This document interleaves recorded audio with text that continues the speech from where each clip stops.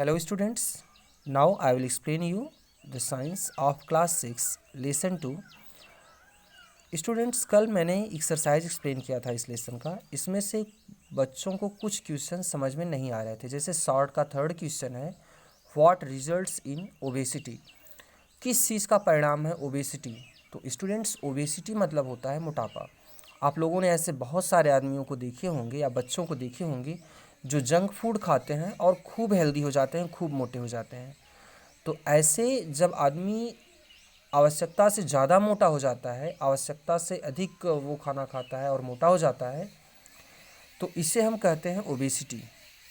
या जब कोई बच्चा जंक फूड बहुत ज़्यादा खाता है और उसे एक्सरसाइज कम करना होता है या नहीं करता है, या कोई भी बॉडी में ऐसी प्रॉब्लम आ जाती है जिसकी वजह से उसकी बॉडी आवश्यकता से ज़्यादा मोटी हो जाती है, तो इसको हम कहते हैं ओबेसिटी या मोटापा रोग। ये क्यों होता है? तो स्टूडेंट्स इसका कारण क्या है, यही आपको लिखना है कि ओबेसिटी का कारण क्या है। What results in obesity. तो पेज नंबर 22 पर एक हेडिंग है सबसे नीचे, डिफिशियंसी डिजीज़।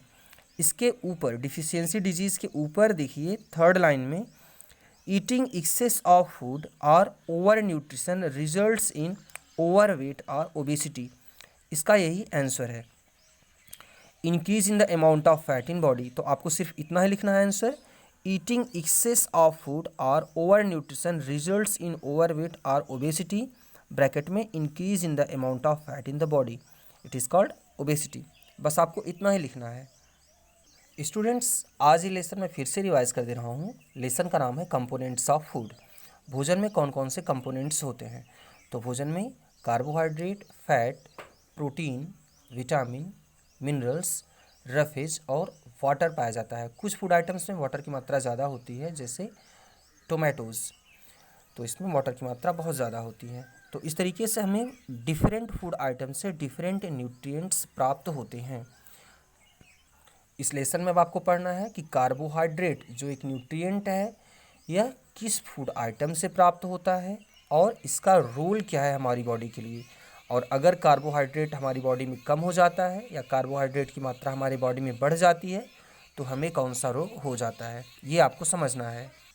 अगली हेडिंग है स्टूडेंट्स फैट। आपको ये बताना है कि फ़ैट हमें किस फूड आइटम से मिलता है, इसका हमारी बॉडी के लिए क्या वर्क होता है, और जब हमारी बॉडी में फ़ैट की मात्रा ज़्यादा हो जाती है या कम हो जाती है तो हमें कौन से रोग हो जाते हैं। आपको इतना फ़ैट के बारे में बताना है। और फैट स्टूडेंट्स किस में पाया जाता है? बटर, ऑयल, इन सब में फ़ैट पाया जाता है। ऐसे ही आगे प्रोटीन के बारे में आपको बताना है कि प्रोटीन एक न्यूट्रिएंट होता है हमारी बॉडी के लिए।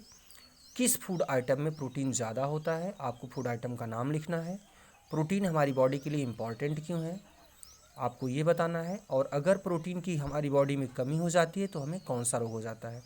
तो प्रोटीन की कमी से आदमी की ग्रोथ नहीं होती है, उसकी ग्रोथ रुक जाती है। और अगर बचपन में प्रोटीन की कमी होती है तो हमें क्वाशियोरकर और मेरेस्मस रोग हमारे बच्चों में हो जाते हैं।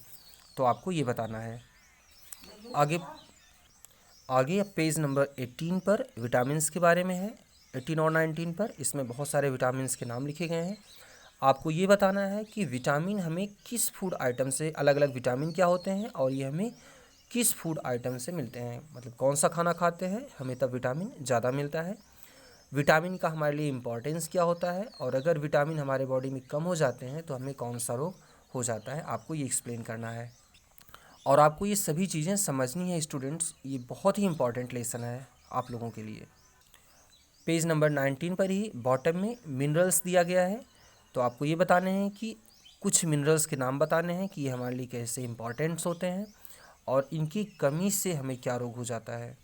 आगे स्टूडेंट्स पेज नंबर 20 पर एक टेबल दिया गया है। इसमें मिनरल्स के नाम लिखे गए हैं, जैसे iron, calcium, sodium and potassium, phosphorus और आयोडीन।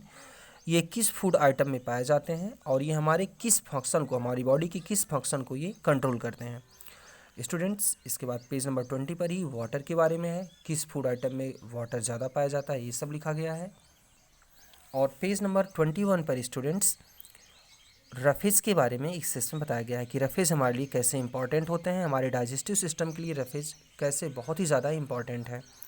स्टूडेंट्स फिर इस पेज नंबर 21 पर ही classification of food on the basis of their function लिखा गया है कि हम कार्य के आधार पर भोजन को कैसे अलग अलग डिवाइड करेंगे, जैसे energy giving food, food body building food, protective food, ये सब। फिर स्टूडेंट्स पेज नंबर 22 पर बैलेंस डाइट के बारे में लिखा गया है। बैलेंस डाइट हर आदमी के लिए, हर एज ग्रुप के लिए अलग अलग होता है।